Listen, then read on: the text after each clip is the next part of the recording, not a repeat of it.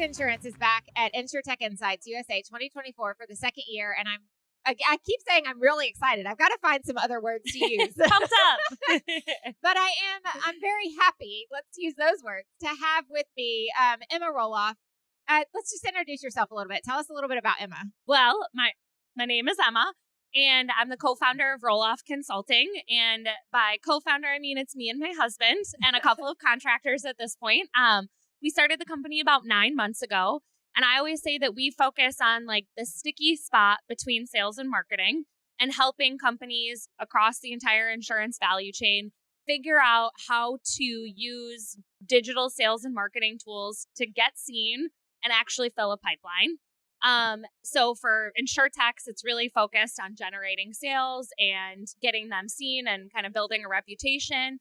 Whereas other parts in the industry for like carrier executives, it's more about taking control of the conversation and getting people to understand what insurance is actually all about and starting to change the narrative surrounding what we're seen as outside of this like wonderful little bubble that we're all in today. What do you think the narrative is? Well, I can tell you very explicitly from, Okay. so No I holds make, barred, give it to me. yeah, well, I make a lot of TikTok content, and I actually, as I was preparing for a keynote recently, I made a video where literally the entire video was comment and tell me the first thing that comes to mind when you think of insurance. That is all I said. And I will tell you hundreds of comments. I did not need to cherry pick government sanctioned fraud. Like, how do you sleep at night? How do you sleep at night? Oh yeah, like how do you sleep at night if you're in the industry? Like wow. if you complete ripoff, not worth it. And then there were like a couple of people that were like, full disclosure, I work in the industry. It's about like protecting you, so there were a couple of things here and there, but by and large, if you look at general consumption of anything tied to our industry, we're not people's favorite. And I think that we need to change that, because having come into the industry as a young person who didn't know a lot about insurance, I got here and I was like, these are some of the best people I've ever worked with.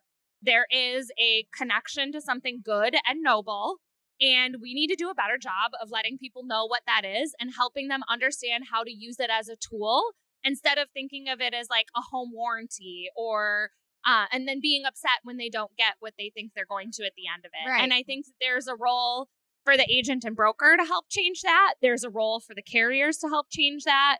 There's a role for Insurtechs and people that are trying to innovate to share how much room there is to do something really cool and change kind of a traditional industry.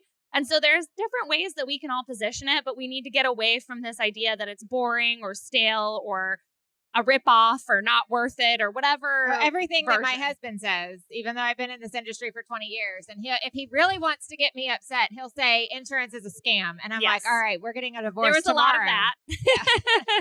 You posted something on social media, I think within the last day or so, random act of technology. Oh, yeah. Speak to me about that. So to me, the random acts of technology are people assuming that one, technology is just going to magically fix everything for you. Or two, thinking that you have to be using technology to be innovative. And so like, we're just going to throw these tools at our problems without actually being like critical in the way that we do it. And when I look at my career over the last so I have the consulting company now focused on sales and marketing. The last decade of my career has been helping companies move through large scale transformations. So I sold technology and helped manage the programs after I sold them in insurance and beyond. And the transformations that actually worked were the ones that always started with one, a problem, like a true problem, and people that fell in love with solving that problem rather than finding a tool and falling in love with the tool and trying to find a way to shove it into their organization. It started, typically that problem was tied to some sort of process, and then looking at how the people, whether that's the customers or the employees, engage with that process. And then when you start there and you start with that problem and the process and the people, then you can actually figure out how do we read, if we took everything that we know about this off the table and we thought about the most efficient way to do it, or the best way to solve this problem, what would that look like? Now that we have this new process in our minds and this new way of people working in this process in our minds, what technology do we need to go pull out of the toolkit to make this happen? That's when stuff was successful. Right. Yes, of course, there are times where people go out and pick something off the shelf, get excited and implement it, and it adds value. But if you keep doing that time and time and time again, you're just going to recreate a different type of siloed organization. You're going to lack flow of information. As much as we all like to pretend that software works seamlessly, there's problems with integrations. There's issues with bringing in these point solutions all over the place. And then you look up and you've got these 25 random acts of technology and you've made things more complex than they were before. Right. And that problem you were trying to solve is actually still there or moved or exasperated. Right. In my perspective, when I think about the words random active technology and everything that you said and all of this stacking up, we've picked one technology and now we've got to have another technology to integrate with this technology and this technology to that technology. Comes to mind the word tech stack and how much I hate the word tech stack. I know it's a very happy, buzzy word. Yeah. But to me, it just sounds like it's saying premium stack. It just means, let me open my phone and see how many subscription apps that I have and how much that is costing me, because now in order for this app to work, I need this app, or this part of my life needs this app, or I don't know how many different TV services I need. Yeah. And it's like Netflix and Disney. It's all of it. So it turns into a premium stack. So random active technology for me, in terms of the independent agent world and where I come from, means that we're better off just sticking with our spreadsheets and our fax machines, because then I don't have to worry about that if this tech breaks, then this one's not operational anymore. So I got to fix this one before I can use this one again and all of that. So I really appreciate that perspective that you had on that. And this is not me, like, I love technology and I will geek out with like the best of them on cool tools and emerging stuff. And I truly am incredibly optimistic about what technology is going to do for us as a society and what it's going to be able to unlock. But for us to make the good version of what our world looks like using technology and AI and building out all of these solutions, you have to start with people more than even process. And be really in relationships, to be honest, and not just the relationships of people, but the relationships that we have with our processes and everything. And the relationship of how people interact with technology, what we're doing to support them, how we're being ethical in the way that we build it out, how we're being thoughtful about what that user experience looks like more than just the customer experience. It all plays together so much, but when you start with people and process, a lot of those challenges that we run into that make everything so tangled up and messy start to go away. You just surpassed your following on TikTok that you have on LinkedIn, right? Did I see that post? Tell me about the very first TikTok you ever made, and was it awkward? Oh God, yeah. How many times did you record it? I actually don't know how many times I recorded it offhand, but I will very specifically tell you that I had multiple of my coworkers at the time who knew me really well that were like, I could tell you were so uncomfortable. And so and I mean, even if you go back to the first video before I started on TikTok and I was creating video content just for LinkedIn, I always joke that my first video, I used my baby as a prop.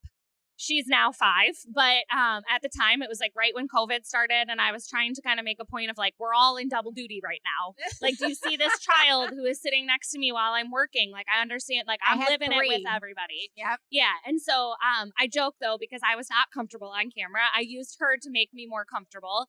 And then I started my in my interview series where I had other people to use as props to make me more comfortable on camera. And then finally, when I got to TikTok, did you just call your baby a prop? Yes. Alice knows. She'll learn someday. She'll know full circle. She'll know the moment that she helped unlock this whole new part of my career. Nice. But so then I the payroll. Yes, exactly. And then I joke that the interview series, those other people were my my comfort, to make me more comfortable with I'm just having a conversation. And then finally, when I got to TikTok, that was my moment where I was okay, I want to start creating content where I'm more than just sharing other people's perspectives. I want to start sharing my perspectives more directly.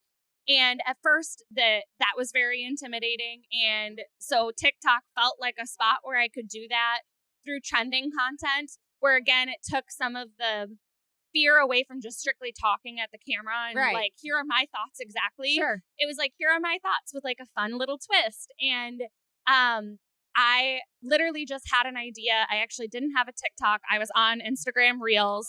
This like trending sound kept coming up, and this idea was like embedded in my head. And it was a sound that like people were just popping their hand onto the camera and having text pop up.